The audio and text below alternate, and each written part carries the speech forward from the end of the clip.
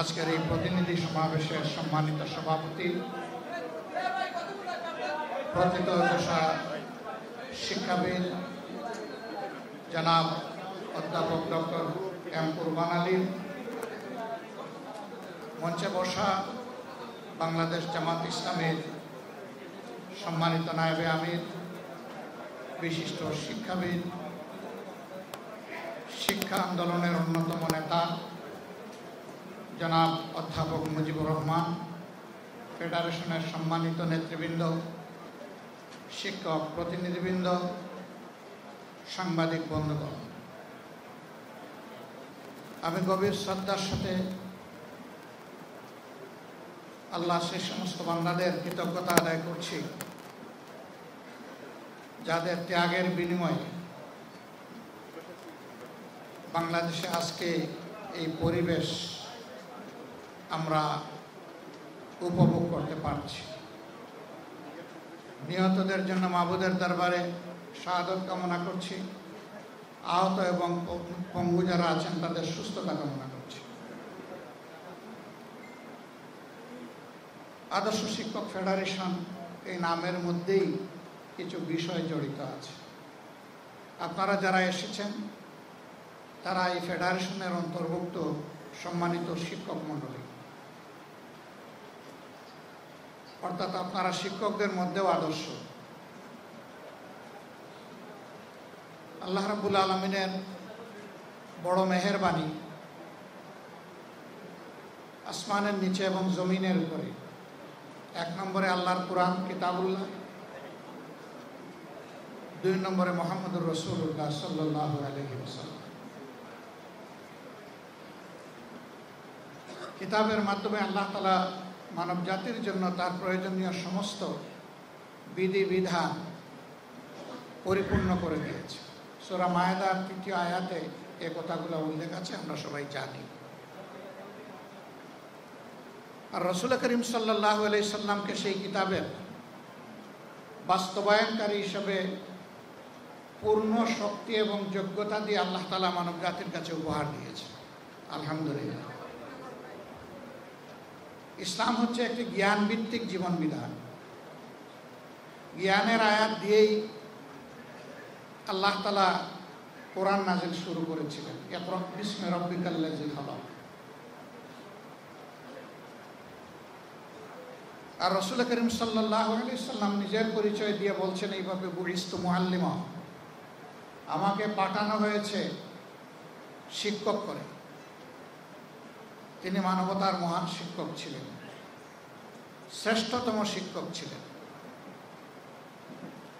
আজকে এই শিক্ষকরা সমবেত হয়েছেন, হচ্ছেন, আন্দোলন করেছেন, করছেন তাদের ছাত্রদের কাছে। ছাত্রদেরকে তারা বলছেন যে আমাদের এই দাবি তোমরা মেনে নাও। এখন যারা রাষ্ট্রের বিভিন্ন পর্যায়ে গুরুদায়িত্ব পালন করছেন তারা কোনো না কোনো সময়ে শিক্ষা প্রতিষ্ঠানে শিক্ষকদেরই ছাত্র ছিলেন। তাহলে নিজের ছাত্রদেরকে এত কথা বলতে হয় কেন? আমরা শিক্ষকদের মর্যাদা মাঝে মধ্যে একটু ঝলক দেখি। একজন মহান শিক্ষক রাস্তা দিয়ে হাঁটছেন, হঠাৎ করে দেখা যায় কিছু মানুষ এসে তাকে ঝাপটে ধরেছে অথবা পায়ে পড়েছে। পায়ে পড়ার বিষয়টা আমি সমর্থন বলছি, আমি বাস্তবতা বলতেছি। তার শ্রদ্ধার জায়গা থেকে সে এরকম ঝাপটে ধরে। অনেক সময় শিক্ষক হাঁটছেন, গাড়ি থামিয়ে গাড়ির দরজা খুলে একজন সফেদ জামাওয়ালা ভদ্রলোক এসে শিক্ষককে জড়ায় ধরেন, কাঁদেন, চুমু দেন, দোয়া চান। তার পরিচয় কি? অনেক সময় দেখা যায় তিনি একজন কর্মরত সচিব, তিনি হয়তো বা একজন সেনাবাহিনীর ঊর্ধ্বতন কর্মকর্তা, পুলিশের একজন ঊর্ধ্বতন কর্মকর্তা, একজন বিশাল ব্যবসায়ী। তিনি যখন তার শিক্ষকের কাছে আসেন তখন খুব ছোট হয়ে যান। তিনি সমাজে যত বড়ই হন না কেন তার শিক্ষকের কাছে তিনি শিশুতুল্য। তো এই শিশুদের কাছে আপনাদের দাবি করতে হয় কেন? এর কারণ হলো যে শিক্ষা দিয়েছেন ওই শিক্ষাটা আসল শিক্ষা ছিল না, এই জন্যই। সে যে আপনাকে সম্মান করে ওই শিক্ষার কারণে না, সম্মান করে আল্লাহর দেওয়া সহজাত মানবিক প্রবৃত্তির কারণে। মানব প্রবৃত্তির সুপ্ত ধনকে, গুপ্তধনকে বাইরে নাড়ছাড় করে নিয়ে আসার নাম হচ্ছে শিক্ষা। আমরা সেটা পারিনি বলেই আজকে ছাত্রদের দুয়ারে শিক্ষকদেরকে এইভাবে অসহায়ের মতো দাবি পেশ করতে হচ্ছে। ওই শিক্ষাটাই আনতে হবে,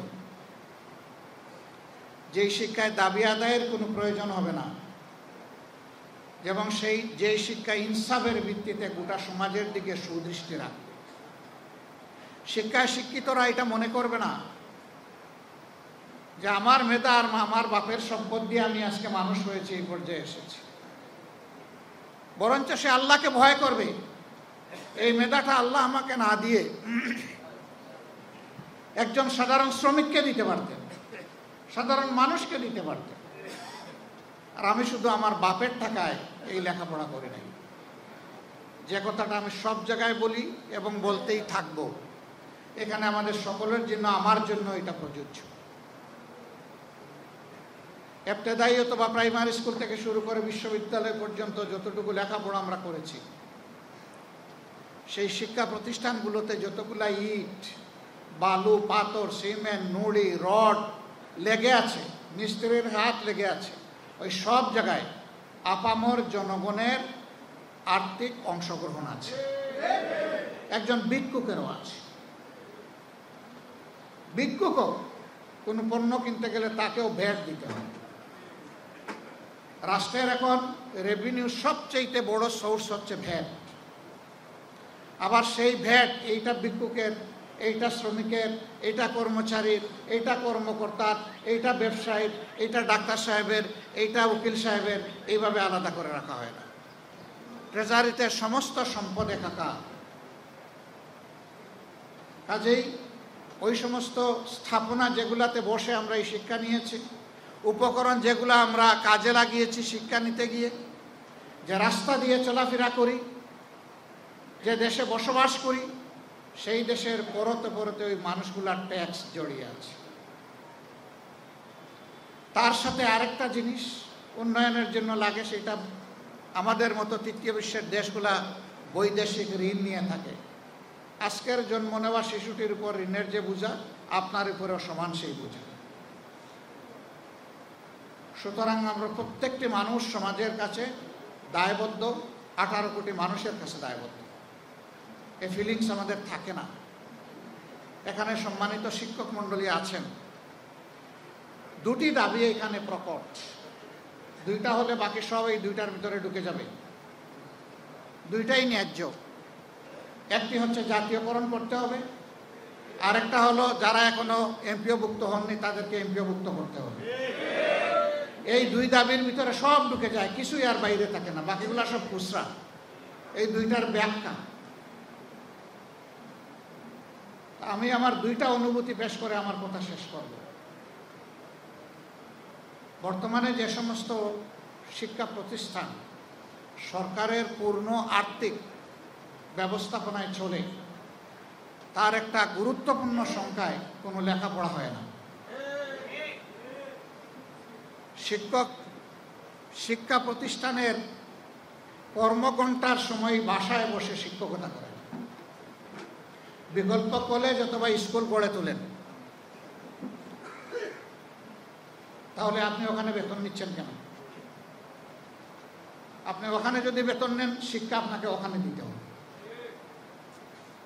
আর যদি আপনি এখানেই পড়াতে চান, তাহলে ওই বেতনটা আপনি নেবেন না, এটা আপনার জন্য সঙ্গত নয়। আপনি একজন মহান শিক্ষক, আপনিই তো জাতিকে বিবেক জাগিয়ে তুলবেন। সুতরাং বিবেকের জায়গায় আপনাকেও সচেতন হতে হবে। যারা এখন এমপিওভুক্ত আছেন কিন্তু জাতীয়করণ না হওয়ার কারণে বৈষম্যের শিকার, আমরা আবার ভয় করব না তো যে আপনারাও সরকারি হয়ে গেলে এমনটা হয়ে যাবেন? ভালো করে বুঝে শুনে জবাব দিবেন। কিন্তু সমাজের চাকা সৎ পথে চলছে না, সমাজের চাকা সত্য থেকে বিচ্যুত হয়ে চলছে। আমি আপনাদের মাধ্যমে অনুরোধ জানাতে চাই মহান শিক্ষকবৃন্দকে, আসুন শিক্ষার এই মহান পেশাটাকে নেশা হিসাবে আপনি কবুল করুন। এটাই আপনার জীবনের মিশন হোক যে আপনি মানুষ গড়ার কারিগর, আপনি মানুষ গড়ে দেবেন। বলবেন যে পেটে ক্ষুধা রেখে কিভাবে মানুষ গড়ব, এই দায়িত্ব সমাজের, এই দায়িত্ব রাষ্ট্রের। এই জন্যই আপনাদের সরকারিকরণের দাবি আমরা সমর্থন করি। এটি হওয়া উচিত।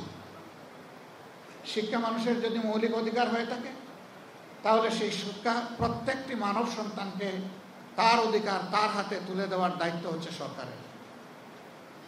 হ্যাঁ, কেউ যদি প্রচলিত শিক্ষার বাইরে গিয়ে নিজের সন্তানকে আরও বাড়তি কোনো শিক্ষা দিতে চান, আমাদের কোনো আপত্তি নাই, কিন্তু মৌলিক শিক্ষাটা পাওয়ার অধিকার সকলের রয়েছে। এটা ইবতেদায়ী এবং প্রাইমারি থেকে শুরু করে বিশ্ববিদ্যালয় পর্যন্ত যার মেধা যতটুকু পর্যন্ত বসবে তাকে ততটুকু শিক্ষার পরিবেশ দিতে হবে। আজকে একটি লজ্জার বিষয় জাতির জন্য, শিক্ষকরা থাকবেন শিক্ষা প্রতিষ্ঠানে, তারা এসে রাস্তায় দাবি তুলবেন যে আমাদের এই ন্যায্য দাবিগুলো আপনারা মেনে নিন, সরকার মেনে নিন, অর্থাৎ ছাত্ররা মেনে নিন। এটা নিঃসন্দেহে জাতির জন্য কষ্টের এবং লজ্জা, তার সঙ্গত অবসান হওয়া উচিত। আমরা এই দাবির পক্ষে আগেই আমাদের মনোভাব ব্যক্ত করেছি।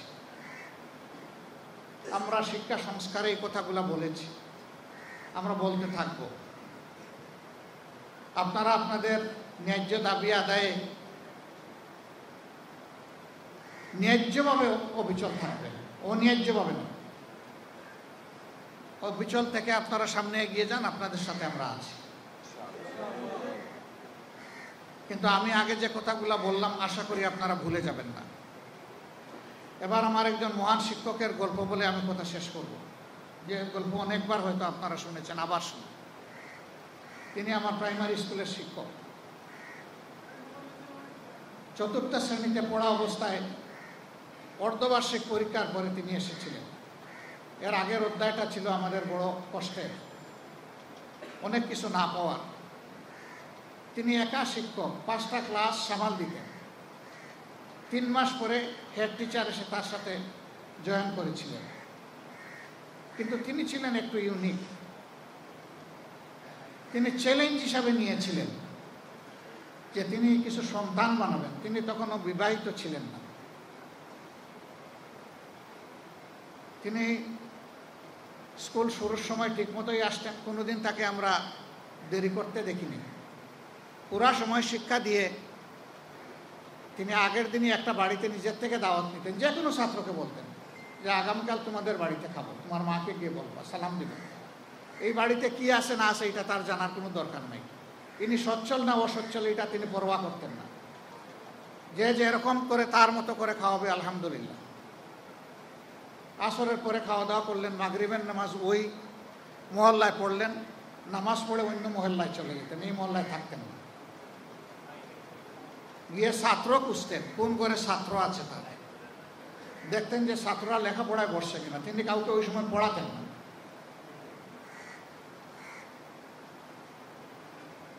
দেখে দেখে তিনি এশার নামাজ পড়ে তারপরে তার বাড়ি এখান থেকে 2.5 মাইল দূরে বাইসাইকেল চালিয়ে কাঁচা রাস্তা দিয়ে তিনি চলে যেতেন।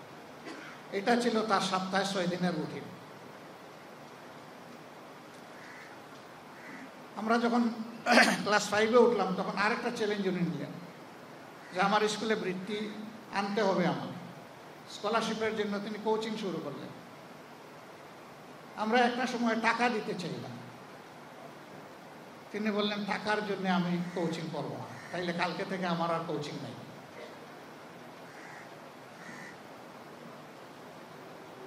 আমরা বই আর টাকা দেওয়ার কথা মুখেও আনি। সব শেষ করে আলহামদুলিল্লাহ ফলাফলও তিনি হাতে এনেছিলেন। আমার হাই স্কুলটা তার গ্রামের কাছেই, যাওয়ার সময় স্যারের সাথে দেখা হতো, দোয়া নিতাম, সালাম বিনিময় করতাম, খোঁজখবর নিতেন। শুধু আমাকে না, তার সব ছাত্রদের। কিন্তু বাকিদের কথা আমি বলতে পারবো না। আমি যখন ইন্টারমিডিয়েটে ভর্তি হয়েছি তখন থেকে MBBS শেষ করা পর্যন্ত প্রতি মাসে আমি স্যারের হাতের লেখা একটা চিঠি পেতাম। একজন পিতা হিসেবে তার সন্তানকে যে সমস্ত পরামর্শ উপদেশ দেওয়ার কথা চিঠিতে সেইগুলা থাকতো, দোয়া থাকতো। আমার যখন MBBS গ্র্যাজুয়েশনটা হয়ে গেল তখন আমি স্যারকে প্রথমে চিঠি লিখে জানালাম, তারপরে আমার পিতাকে লিখলাম। স্যার এই চিঠির জবাবে একটা চিঠি লিখলেন যে বাবা, এখন থেকে আমার নিয়মিত চিঠি লেখা শেষ, আর মাসে মাসে তোমার কাছে আমার চিঠি যাবে না। এতদিন তুমি আমার কুলের সন্তানের মতো ছিলে, তাই পিতা হিসাবে আমি আমার দায়িত্ব পালন করেছি। এই মহান শিক্ষক রিটায়ারমেন্টের পরে হজে যাবেন, আল্লাহু আকবার। তিনি তার ডায়েরিতে কোন বাড়িতে কত তারিখ খেয়েছেন, পান করেছেন সেটাও লিখে রেখেছেন। হজে যাওয়ার আগে 7টা গ্রামে ঢুকে ওই বাড়িগুলোর প্রত্যেকটা ঘরে গিয়েছে, সবাইকে বলেছেন আপনাদের নুন নিমক আমি খেয়েছি, হক আদায় করতে পারে নাই, আমাকে ক্ষমা করে দেবেন।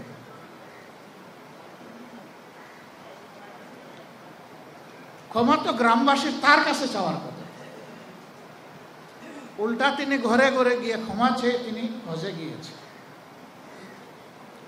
তার রাজনৈতিক দর্শন এবং আমার দর্শন সম্পূর্ণ ভিন্ন, কিন্তু আমি আমার গ্রামের বাড়িতে গেলে তাকে এক পলক না দেখলে আমি বুঝি যে আমার বাড়িতেই যাওয়া হয়। এখনো তিনি বেঁচে আছেন। সে আদর্শ শিক্ষক আজ আমাদের বড়ই প্রয়োজন।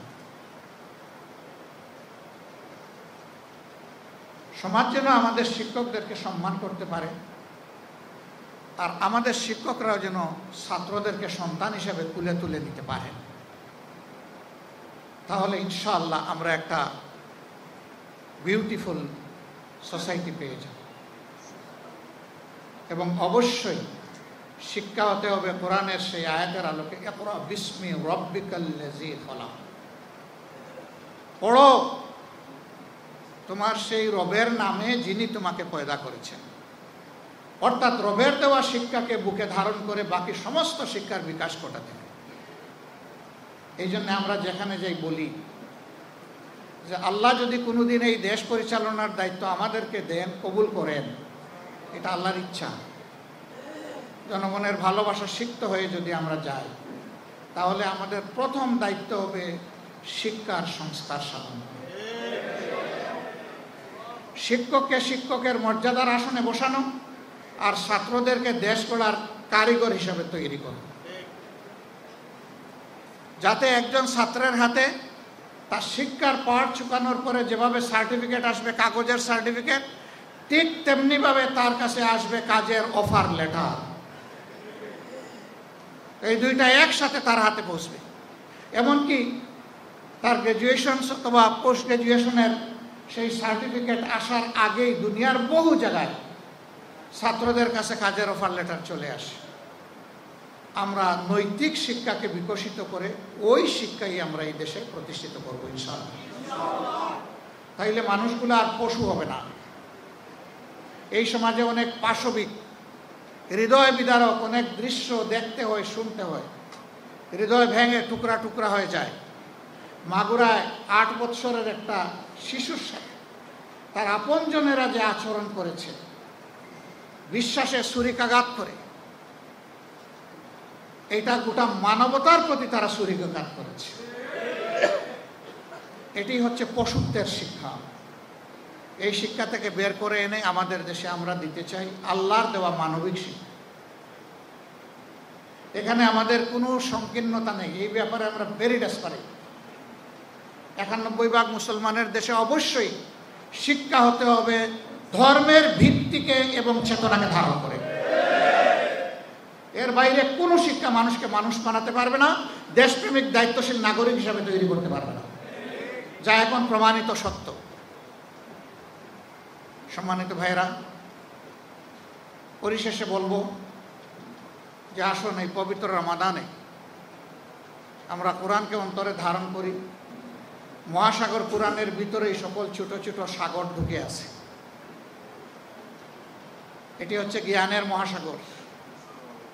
আমরা নিজেরা আমাদের সহকর্মীবৃন্দকে, পরিবারের সদস্যদেরকে এবং আমাদের বিলাভ স্টুডেন্টস যারা আছে তাদেরকে আমরা সবাইকে কোরআনের শিক্ষার দিকে ডাকি। এমনকি আপনার কোনো ছাত্র যদি মুসলিম নাও হয়ে থাকে, তাকে আপনি বলতে পারেন। আমাদের সাথে বাংলাদেশে অবস্থানরত অনেক বিদেশি মিশনের ইন্টারাকশন হয়। তারা কোরআনের বিভিন্ন বিষয় নিয়ে আমাদের সাথে জানতে চান। আমরা মাঝে মাঝে তাদেরকে অত্যন্ত ভদ্র এবং বিনয়ের সাথে জিজ্ঞেস করি, আপনি কি কোরআন পড়েছেন, পড়ার সুযোগ হয়েছে? বললো না। আমি বলি যে ঠিক আছে, আমি একটা আপনারই ভাষায় ট্রান্সলেটেড কোরআন আপনার কাছে পাঠিয়ে দেব, আপনি পড়েন, আমি যে জবাব দিতে পারবো ওই কোরআন তার চাইতে চমৎকার জবাব আপনাকে দেবে আপনার প্রত্যেক প্রশ্নের। এ পর্যন্ত অনেকে চেয়ে নিয়েছেন, এ পর্যন্ত অনেকে পাঠিয়ে দেওয়া হয়েছে। এই কোরআন মনে রাখবেন শুধু মুসলমানদের প্রপার্টি না, এই কোরআন হচ্ছে বিশ্ব মানবতার প্রপার্টি।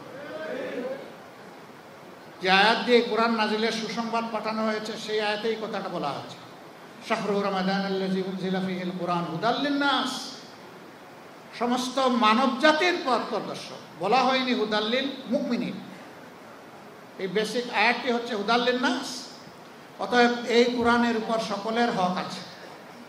এটা যেন আমরা বেড়া দিয়ে আটকে না রাখি, এটাকে উন্মুক্ত করে দিতে হবে। এখান থেকে মণিমুক্তা যারা লাভ করতে চায় তারা করবে। ওয়েস্টে আজকে যারা ইসলামকে গ্রহণ করছে, আপনার আমার মুখের কথা শুনে নয়, তারা কোরআনের কথা শুনে, কোরআনের সাথে বন্ধুত্ব সৃষ্টি করে তারা সেটা করছে। এমনকি অনেক গবেষক কোরআনের কোথায় কোথায় ভুল আছে এইটা ধরতে গিয়ে নিজেই কাবু হয়ে গেছে। ভুল তিনি কোথাও খুঁজে পাননি, পাবেন না তো। আল্লাহ তাআলা ওয়ারেন্টি দিয়েছেন, যালিকাল কিতাবুল্লাহ রাইবা ফীহ, এই কিতাবে কোনো ঘাটতি নাই, ভুল নাই, ত্রুটি বিচ্যুতি নাই। আপনি পাবেন কিভাবে? আপনি পাবেন না। এটি আল্লাহর কিতাব এবং অবিকল, অপরিবর্তিত। কিয়ামত পর্যন্ত আল্লাহ তাআলা এইভাবেই কোরআনকে হেফাজত করবেন ইনশাআল্লাহ। আসুন একটা ইনসাফ ভিত্তিক দেশ গঠনের মাধ্যমে আমরা একটা সুন্দর শিক্ষা ব্যবস্থা গড়ার জন্য এগিয়ে যাই এবং মহান শিক্ষকদের এই দুর্দশাই জাতিকে আর যাতে দেখতে না হয়, তারা মজলুম হয়ে দাঁড়ে দাঁড়ে ঘুরছেন, এটার অবসান হোক আন্তরিকভাবে কামনা করি। এবং আপনাদের দাবির পক্ষে আমাদের অবস্থান সুস্পষ্ট, আমরা আছি, ইনশাল্লাহ আমরা থাকবো। আল্লাহ হাফিজ। বাংলাদেশ জিন্দাবাদ। আসসালামু আলাইকুম ওয়া রাহমাতুল্লাহ।